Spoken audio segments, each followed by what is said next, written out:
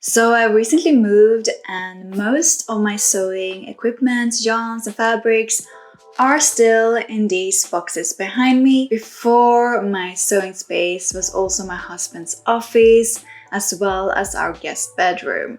But now I have a space that is all to myself and I'm really excited to really build this a really pretty and functional space. So the goal for today is to set up this space so it's functional, and then later on in this video I will share with you the plans that I have for this space for 2023, because I have some really exciting things I want to make happen in here.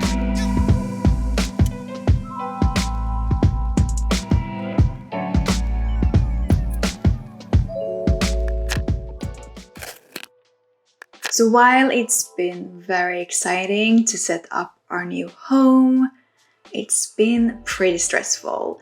And the main reason why it's been stressful is the movers. I have never had as horrible moving experience that I've had in this move, and I think the culprit was mainly the movers that picked up our items. When we had the people coming to pick our items up, they were so rough with our items, and it really felt like they treated our stuff like they were bringing it to the dump rather than actually moving someone's belongings. There were so many moments on the moving day where I was about to burst into tears, especially when someone bangs with your fragile boxes in the staircase. Luckily, most of our fragile items did survive because I packed them really well. Most of the damage is our furniture and items that didn't fit into boxes, which we had requested to be wrapped, but nobody wrapped them until they've traveled across the country and came to the warehouse in Toronto. Then one of the people that delivered the item said he wrapped them, and I'm really grateful he did, although at that point so much damage had already been made. Actually, the delivery experience was very different from the pickup experience. Whereas the pickup people were complete clowns who treated our items with zero respect, I had a very different experience with the people that delivered the items. When we received our items, oh my god, you should have seen our sofa. It was filthy footprints on the sofa. Our mattress was like filth all over. And I've never had this many items broken and scratched and dented. Boxes were completely damaged. And these are like good quality moving boxes. I do not know what they did with. Oh, just speaking about this makes me like, oh, I could continue to complain about this forever, but I think I need to move on. I need to focus on the positive, like having my own sewing space, living in such a beautiful area, having this gorgeous apartment. So that being said, let's get started organizing this space. I started by building together and doing touch-ups on my blue shelf unit.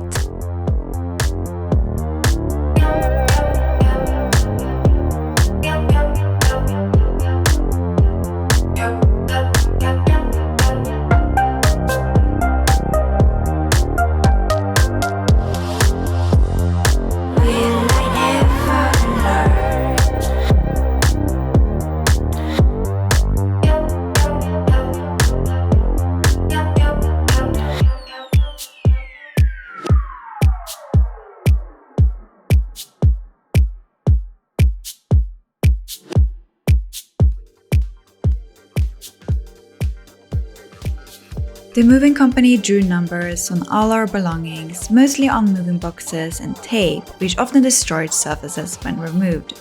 Or drew outside the tape, like here on my sofa. Nothing like Sharpie marks on your sofa, am I right? And sometimes they just drew straight onto the belongings themselves, like my plastic tubs here. Not impressed. I removed the Sharpie marks with rubbing alcohol and cotton pads.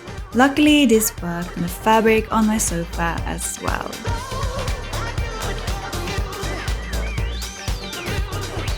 Then I wiped down my plastic tubs.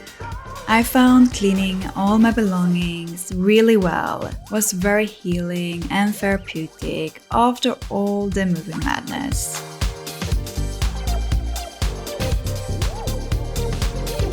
Then, when I thought I was done, I discovered more Sharpie markings on the other side of the tubs. It was just to repeat the removing process all over again.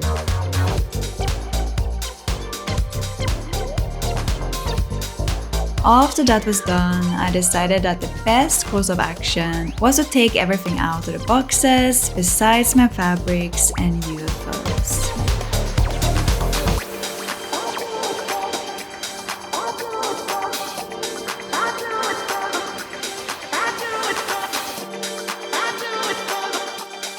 And before dealing with where I will put all these items, I tried to get my sewing station and computer desk in place.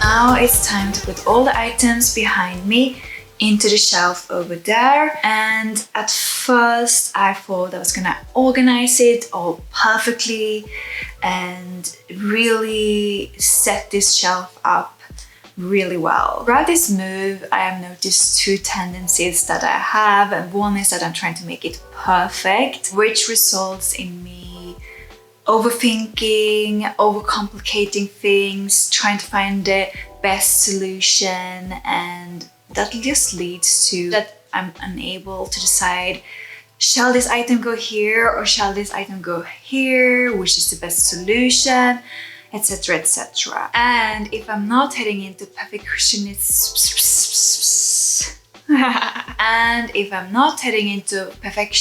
and overthinking mode, I tend to think I need to set it up exactly like I had it in my old place. And I realized that I do not need to do either right now. I do not understand why make it such a big deal, because you can always change and improve later on. But that's just something I noticed with my brain. So at this stage, I realized that what I need in this space is not to make a perfectly organized shelf, but I need a functional sewing space and office so I can work and sew in here. That's the main goal at this moment. And then later on, I can take some time to go through these items and evaluate like what I need to have easily accessible, what I can tuck away a bit more, and so on. And some of my plans for this year for this space also will give me more storage opportunities. One thing I also need to remember is that my trolley is broken, so I actually do have less storage than usual. And as such, I shouldn't overthink things, because later on I will either fix that trolley or replace it and have that storage space back. So that's another reason for me to not overthink this. It's quite late at night now, and I think we need to get started, because I really want to wake up tomorrow morning and have this space not all set up, but like functional. So let's get started.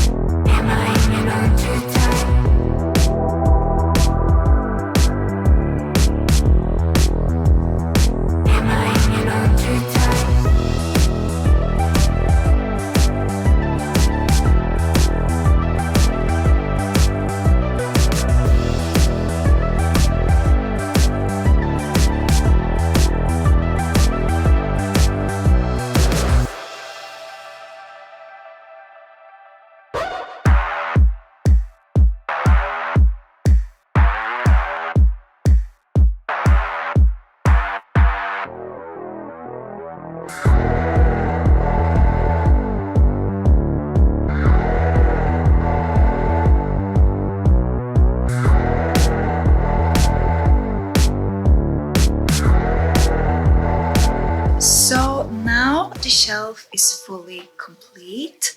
Well, for now. And yeah, it doesn't really look like the most aesthetically pleasing shelf. What I am so pleasantly surprised with though is that most things fit into the shelf, which I actually didn't expect, which just shows how much storage you can get from this unit. And then I put these boxes of yarns on top and my quilting cottons. It looks a bit unbalanced, but you know what? It just has to be what it is for now. I still have my UFOs, garments to upcycle, and some additional fabrics in the moving boxes, as well as the other plastic tub of fabric. We'll have to figure out what to do with that, but I think if I finally get around to do these goddamn floor pillows, a lot of those materials will be gone, because I think that's mainly what's inside the moving boxes. So I brought in my blue chairs that I reupholstered and painted a couple of years ago in here. Sadly, they were also scuffed in the move, but these chairs, because the paint already was easily scuffed, I decided to not put them on the list of things I'm claiming from the moving company. So I'm gonna repaint them later on this year. I'm gonna see if I can reuse the fabric again, because I love the fabric.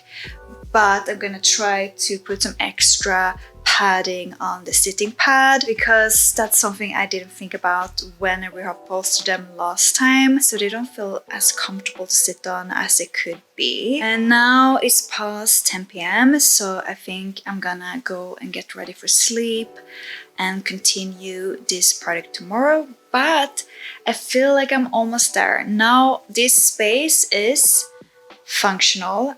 I can sew in here, I can work in here, and I only have a few more tasks, and then I will finally share with you my plans for the year ahead for this space. I wanted to try out the Cuban mop for a couple of years, and as we moved and I needed a new mop, I thought it was a perfect time to finally try it out. I got these Israeli squeegee cloths to use with my mop, but I have heard that you can also use old towels. You soak the cloth in water with your preferred cleaning solution, then you squeeze the excess water out of the cloth. Place the cloth on the floor, place your mop head in the center of the cloth. Fold one of the bottom corners over the top of the mop head, then fold the other corner over the mop head as well. Then repeat the same process with the top corners as well. Then lift the mop slightly off the floor and move the mop towards yourself. Just enough to catch the loose ends. Then simply mop along the floor. Just be careful not to lift the mop off the floor so that the ends can loosen. It took a while to learn this new mopping technique, but so far I love it and prefer it over other mops. I've found that your new place becomes more your place after you give it a really good clean. Another thing the movers damaged was the stand for my dress form. Sadly, I didn't see it until after I had sent the claims form. Due to its antique finish, I think we can repair and hide the damage really well. I bought chalk paint and clear wax from the Home Depot. I also ordered brown wax online, but it wasn't scheduled to arrive until in a couple of weeks. I started by painting all the scuffed areas with chalk paint, and then I waxed the stand off camera. Once my brown wax arrived, disaster occurred. My wax jar broke in transport, and inside was just a brown, gloopy mess. Now I will have to wait an additional couple of weeks for a replacement. Waxing will therefore commence in my next video, organizing and decorating this space. To put extra lights over my sewing desk and to be able to create a bird's eye view for my videos, I put together a backdrop stand over my desk.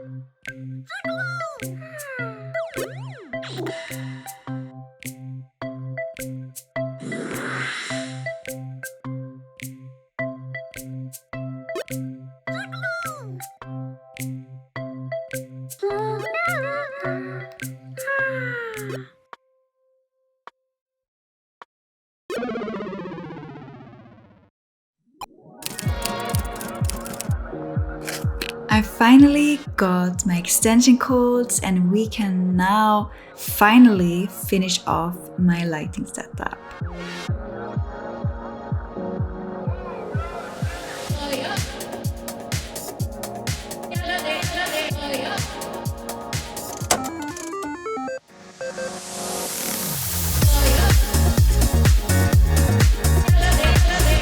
my god, I'm so happy to have this place set up. It's not done, but it's functional, and that was the goal. And now I'm gonna share with you the future goals I have for this space. So one of the things I want to do for this space is to build a cutting table. There are loads of tutorials on how to make your own cutting table here on YouTube. And I think I'm gonna do what most people do, which is to use the IKEA Kallax unit and some type of, what's the word? What do you call it? Surface? Kitchen counter? And some type of countertop on top. And I would also like to use some casters so I can roll it aside, especially when I'm filming and moving things around in this space. And I would like to make my cutting table from as many refurbished or repurposed materials as possible. I got this idea from watching one of the many cutting table tutorials here on YouTube, which was one tutorial from Shannon Makes, and she made her cutting table from many refurbished materials, a lot of stuff that she just found on the roadside, which made me think, and also gave me a lot of hope, because we live in the same city, so if she can find good stuff that people trying to throw out, maybe I can as well. And another thing that I want for this space is a bigger pegboard. I have currently checked out 2 different sizes. One is absolutely enormous, and that is a 4x8 feet wide pegboard. But I'm leaning more towards the 4x4 feet pegboard. It's still gonna be quite big, but I think 4x8 is a little bit more than I need. And if I bought the 4x8, I would have needed to divide it in half to be able to carry it home anyway. So maybe I'll get a 4x4 for now. And if I ever feel I need more, I can buy another one. And the one I have here, I think I will just gift to my husband so he can use it in our tool shed. Another project that I want to make in here is some dust covers for my sewing machine, my serger, my Cricut, and my knitting machines. And currently I'm just using some old sheets. It does the job, but it really doesn't look that great. As I said earlier, I would like to make this space really pretty but practical. And then it's the big project in here, besides making a cutting table.